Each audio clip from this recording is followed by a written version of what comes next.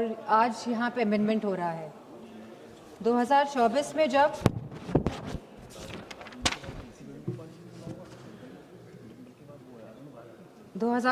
में जब एनटीए द्वारा परीक्षाएं कराई गई तो ये देखा गया कि यूजीसी नीट कैंसिल हुआ।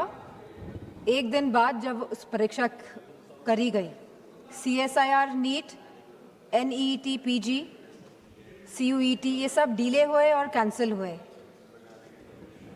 इसके बाद सीबीआई इन्वेस्टिगेशन बैठी और आज तक उस इन्वेस्टिगेशन का क्या परिणाम निकला है ये नहीं पता है। तो हम चाहेंगे मंत्री से कि ये बताएं कि इसका क्या परिणाम निकला और कौन कौन लोग इसमें कन्विक्ट हुए। Government appointed an expert panel, made 101 recommendation, and the center assured the court on 2nd January 2025 it would implement all of them. इसके बावजूद भी 3 मई 2026 को नीट की परीक्षाएं हुई, 12 मई को परीक्षाएं रद्द हो गई और फिर सरकार ने री एग्जाम कराया 21 जून को। लेकिन सवाल इस बात का है कि जब 2024 में कानून बिल पास हो गया था तभी भी ये लीकेज क्यों हुई? ये जो 2024 के बाद भी जो ये लीकेज हुई है, कहीं एक षड्यंत्र तो नहीं है सरकार का? या तो ये षड्यंत्र है या तो सरकार के जो सिस्टम है इसमें परमानेंट लीकेज है। पिछले 2021 से 2026 तक लगभग 90 स्टूडेंट्स ने आत्महत्या की है और इसी के साथ पिछले 40 दिनों में 20 स्टूडेंट्स ने आत्महत्या करी है। और मैं उन सभी का नाम यहाँ लेना चाहूँगी क्योंकि ये आंकड़े नहीं हैं अध्यक्ष जी, ये हमारे बच्चे हैं जिन्होंने अपनी जान गंवाई है इस शिक्षा सिस्टम प्रणाली की वजह से। इनका नाम है चंचल भारती जी, जो ये अब हमारे बीच में नहीं रहे हैं बच्चे, ऋतिक मिश्रा जी, प्रदीप कुमार जी, आकांक्षा चतुर्वेदी जी, शेख सना जी, S Gopika ji, C Vidyanand ji, Simran, are रोशनी, सुशील ढांगे, सिद्धार्थ हेगड़े, अनु कीरथना, भाग्यश्री, अनिष्का पांडे, उमेश माली, रेनू मीना, रिया कुमारी थापा, शिवानी यादव, रीमा बेगम, मैथैली अशोक सोनावने। आज हम सब इसी के साथ सलाम करते हैं, सराहना करते हैं, प्रशंसा करते हैं हमारे युवाओं की, हमारे छात्रों की, हमारे जेनजी की, उनकी हौसले की, उनकी हिम्मत की, जो इस शासन से, इस प्रशासन से डरे नहीं, जिन्होंने मुकाबला किया अहंकारी सरकार के आगे। ये पूरा जंतर मंतर का जो आंदोलन है ये पिछले 1 महीने से ज़्यादा से चल रहा था और बहुत ही शांतिपूर्ण तरीके से चल रहा था। हर स्टेट से बच्चे आ रहे थे, जा रहे थे। 16 तारीख को इसमें अनशन भी करा गया, लगभग 37 स्टूडेंट्स अनशन पे बैठे और इसी के साथ सोनम वांगचुक जी भी इस अनशन पे बैठे। बहुत ही शांतिपूर्ण तरीके से पूरा आंदोलन चल रहा था।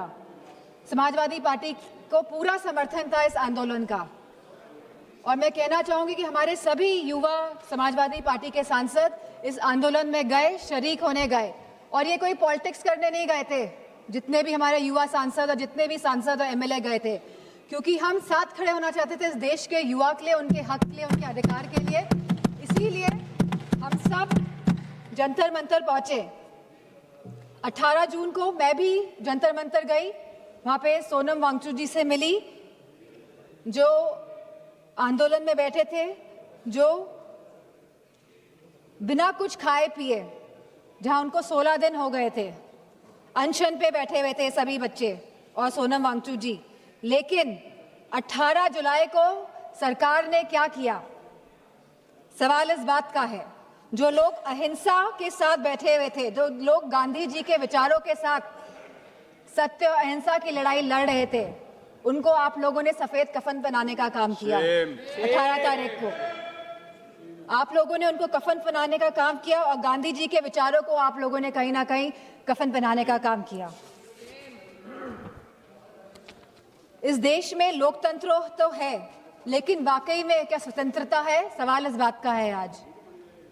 जिस तरह बच्चे आए 20 जुलाई को, और कहां से नहीं आए, हर प्रदेश से बच्चे आए, यूपी हो, बिहार हो, तमिलनाडु हो, आसपास के मध्य प्रदेश हो, सभी स्टेट से, बॉम्बे हो, सभी स्टेट से, सभी प्रदेशों से बच्चे आए, क्योंकि वो सब अपनी एकता दिखाना चाहते थे।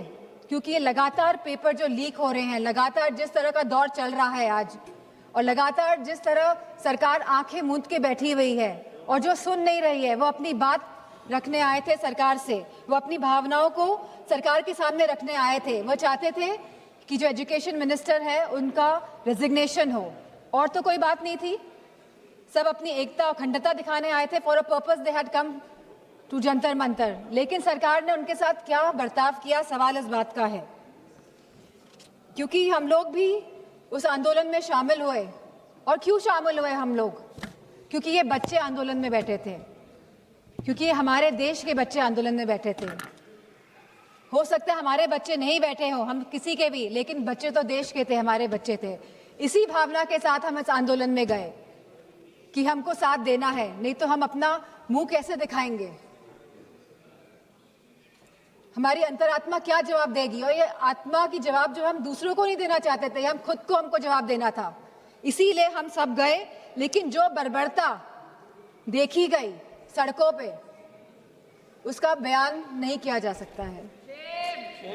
आपने बैरिकेडिंग लगा दी 100-100 मीटर पर, और बच्चों को आपने वहां पे ट्रैप कर दिया, और फिर वहां पे आपने लाठियां बजाई बच्चों पे, उनके सर फोड़े गए, बेटियों के कपड़े जानबूझ के फाड़े गए। ये सरकार जो बेटियों की बात करती है, आपने बेटियों के कपड़े फाड़े, आपने कील लगी वाले डंडों से बच्चों के सर फोड़े, वहां पे आपने पैलेट गन चलाई, आपने बिहार में AK-47 का प्रयोग किया। हम थे वहां पे, हमें पता है क्या स्थिति थी। किस फेयरलेसनेस के साथ, बिना डरे बच्चों ने सामना किया इस प्रशासन का, शासन का और सरकार का।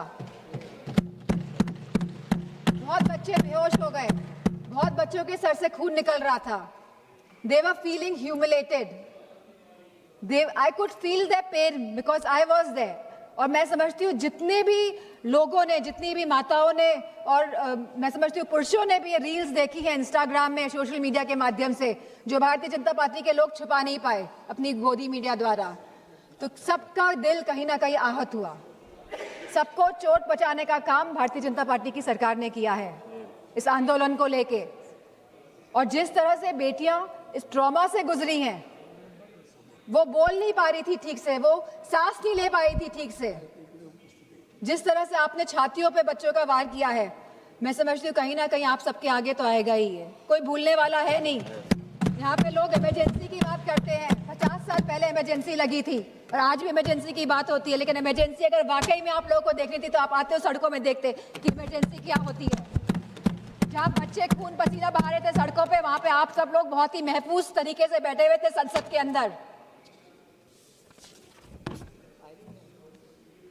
और यहाँ पे बहुत सारे सांसद जो पता नहीं क्या क्या बयान दे रहे हैं बच्चों के लिए, अभद्र भाषा का प्रयोग कर रहे हैं। और साथ में एक सांसद तो आए थे, कह रहे थे कि बहुत ही अराजक तत्व थे। क्या आप हमारे बच्चों को अब अराजक तत्व कहेंगे?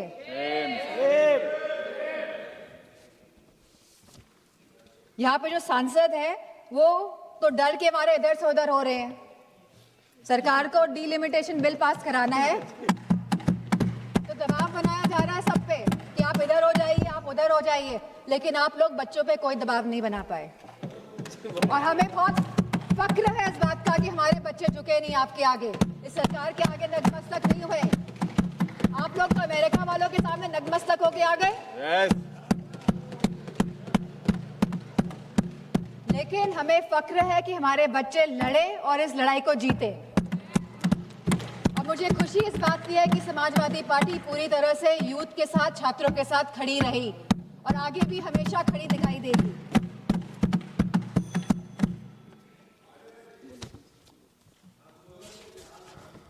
अगर कोई रूल्स और रेगुलेशंस लाने ही है तो ये जो सांसद लोग इधर से संसद के अंदर जो सांसद लोग चाहे लोकसभा और राज्यसभा और इधर से उधर भटक रहे हैं, इसके लिए कोई रूल लेकर आइए, क्योंकि कहीं ना कहीं ये लोकतंत्र को क्षति पहुंचाने का काम कर रहे हैं।